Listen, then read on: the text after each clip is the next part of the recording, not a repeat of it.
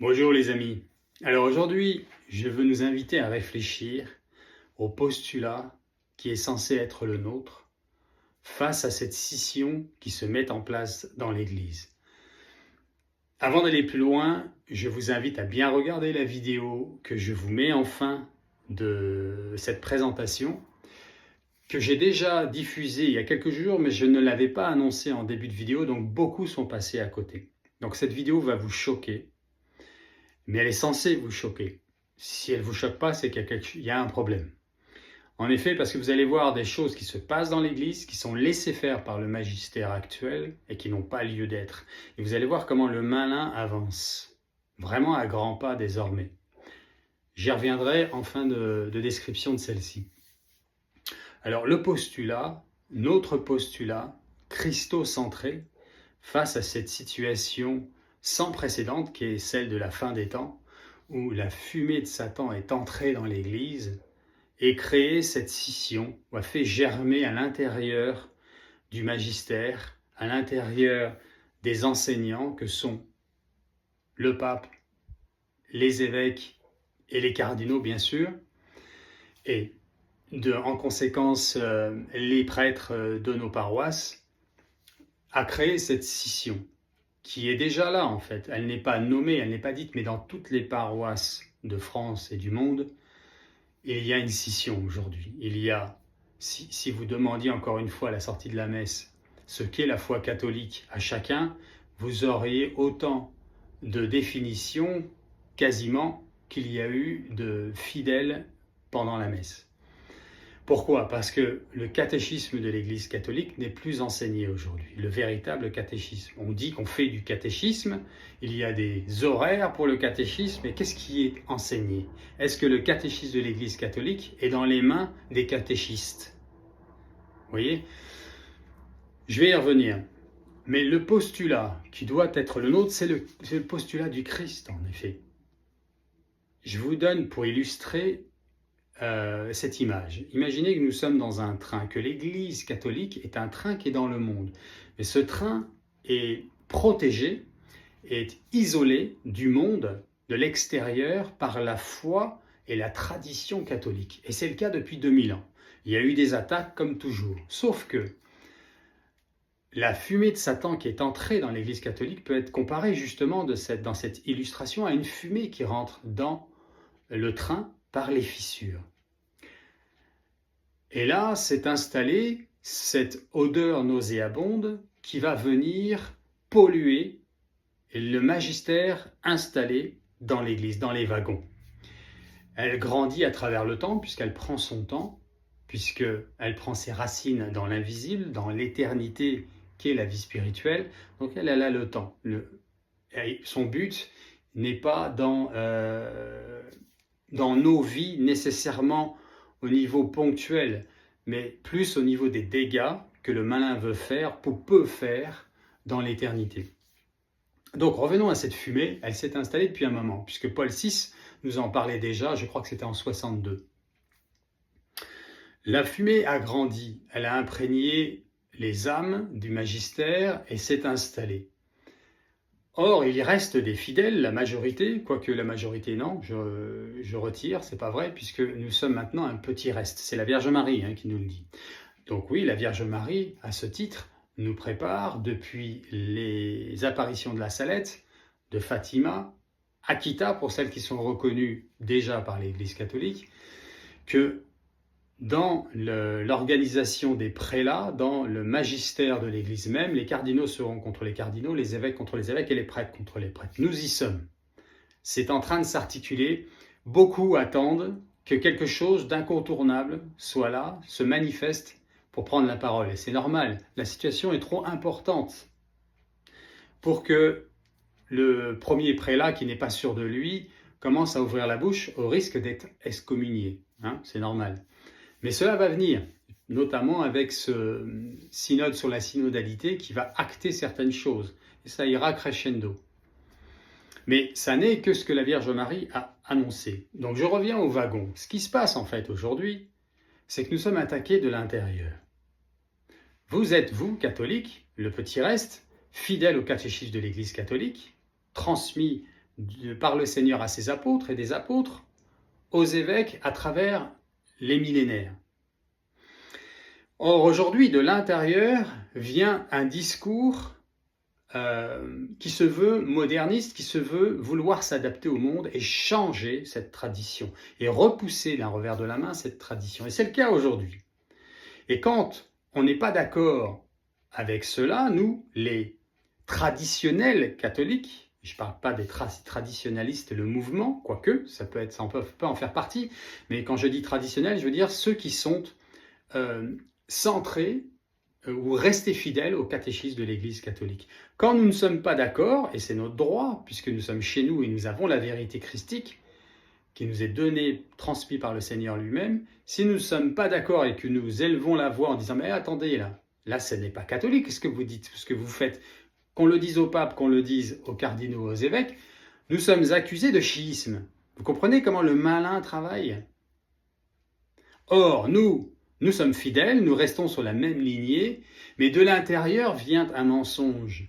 Or, comme c'est l'autorité même qui articule ce mensonge, puisqu'elle est passée à travers les filets, et qu'elle a réussi à obtenir des postes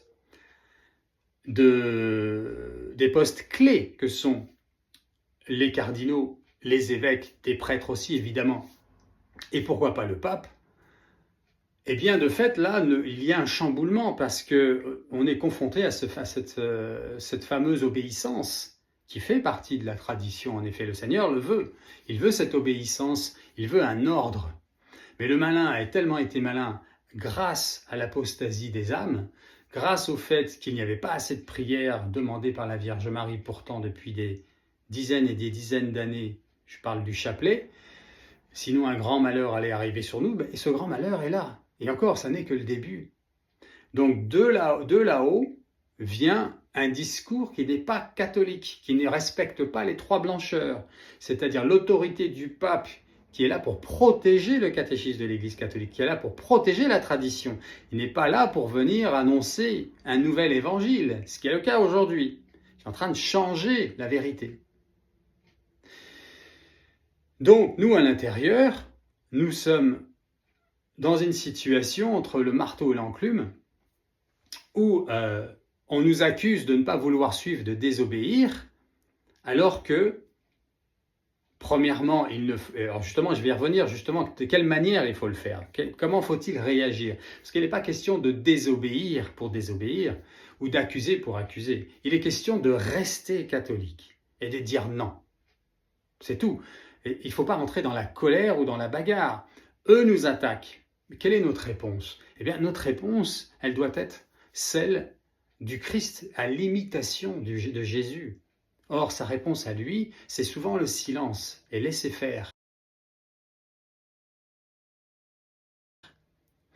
Mais ça, c'est à défaut de se mettre en colère, de vilipender l'adversaire qui est entré dans nos frères. Mais sinon, s'il n'est pas dans le silence, le Seigneur, il est dans l'amour. Donc, dans la mesure du possible pour ceux qui le peuvent, parce que tout le monde n'en est pas, j'allais dire capable, ou plutôt tout le monde n'est pas armé pour cela, en capacité de pouvoir répondre, parce qu'on n'est pas tous exégètes, moi je ne le suis pas du tout. Donc c'est l'amour dans ce sens que il faut rappeler à nos frères que Dieu nous aime, qu'il est venu nous sauver et qu'il est venu nous appeler à la sainteté et que nous sommes tous pécheurs et que nous avons tous besoin du Sauveur, que nous sommes tous malades. Ça, c'est christocentré. Et que le catéchisme de l'Église catholique, c'est le véritable enseignement. Et que c'est ce qui regroupe la vérité que tout prélat, pape, cardinal, évêque ou prêtre ou diacre doit, et les laïcs, doivent suivre, et les religieux et les religieuses, tout le monde. C'est là qu'on se réunit, c'est là notre soleil, c'est là notre cap. On n'a pas à réinventer la foi catholique. Donc ça, c'est ce qui nous sauve. Si vous êtes perdu dans une argumentation avec un prélat, par exemple, ce qui va vous permettre de revenir à la vérité et de vous centrer, de vous christocentrer, c'est le catéchisme de l'Église catholique. Donc voilà, ce que je voulais vous dire, c'est que notre postulat n'est pas un postulat d'attaque, il est un postulat au pire de défense, sinon de silence. Parce que nous sommes chez nous, nous sommes catholiques, apostoliques romains, et nous avons le catéchisme de l'Église catholique qui est le même hier, aujourd'hui et demain. Maintenant, un autre discours arrive, un autre évangile, avec des vérités dedans, puisque le malin utilise 80% de vérité pour imposer ces 20% de mensonges, qui va venir empoisonner, en fait, la pomme, qui va venir empoisonner l'Église, les membres de l'Église. Alors, en présentant leurs 80% de vérité, on va tous se regarder en disant « oui, mais il dit la vérité, là !» Le pape, le cardinal, l'évêque.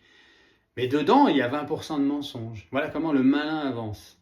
Et comment ne pas se perdre, comment garder 100% de vérité, c'est le catéchisme de l'Église catholique promulgué en 92 par Saint Jean-Paul II. Il est saint. Okay, il y a eu les miracles qui vont avec, il y a eu le dépôt en canonisation qui a été jusqu'au bout. Je ne sais pas si c'est le terme exact, mais vous voyez ce que je veux dire.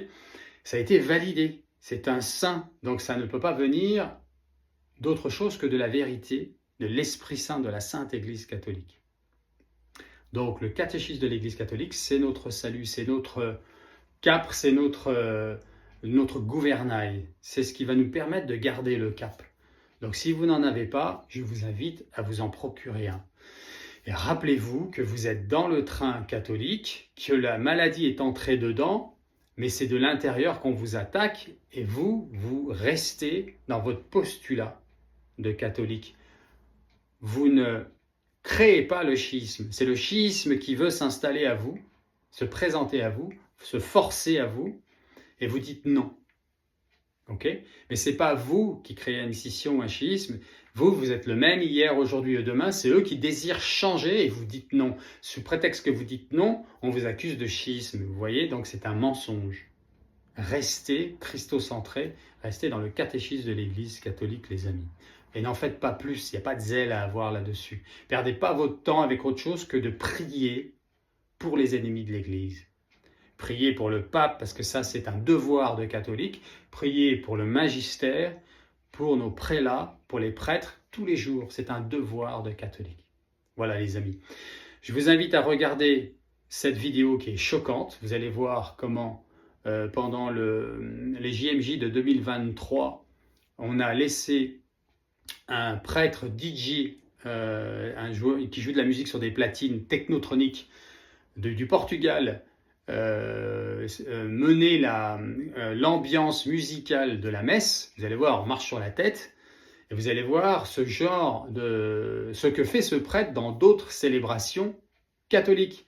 C'est-à-dire qu'il a fêté Halloween, par exemple, vous allez voir dans la vidéo, vous allez voir tous les signes, tous les symboles du diable pendant cette fête, que ce soit les cornes rouges du diable, que ce soit le feu, que ce soit les sorcières, les têtes de mort, tout est là. Et la musique technotronique. Alors j'ai juste pris une autre musique technotronique. Une musique techno, c'est la musique techno, c'est toutes les mêmes, quasiment. J'en ai pris une autre parce que pour ne pas avoir de droit d'auteur qui bloque la vidéo, tout simplement. Mais vous allez voir que c'est le même rythme, c'est le même boum boum boum, et c'est la même bassesse, puisqu'il y a une histoire de vibration dans laquelle je ne vais pas rentrer parce que ce n'est pas le sujet de la vidéo. Mais les vibrations sont importantes, c'est pour ça que dans les célébrations eucharistiques tradies, il y a souvent des chants qui nous élèvent, à défaut de la techno qui, elle, nous fait descendre dans nos sens. Voilà les amis, je vous laisse là-dessus, prions. Au nom du Père, du Fils et du Saint-Esprit. Amen. Je vous salue Marie, pleine de grâce, le Seigneur est avec vous. Vous êtes bénie entre toutes les femmes, et Jésus, le fruit de vos entrailles, est béni. Sainte Marie, Mère de Dieu, priez pour nous, pauvres pécheurs, maintenant et à l'heure de notre mort. Amen. Ô Marie conçue sans péché, priez pour nous qui avons recours à vous. Au nom du Père, du Fils et du Saint-Esprit. Amen. Soyez bénis de Dieu, les amis.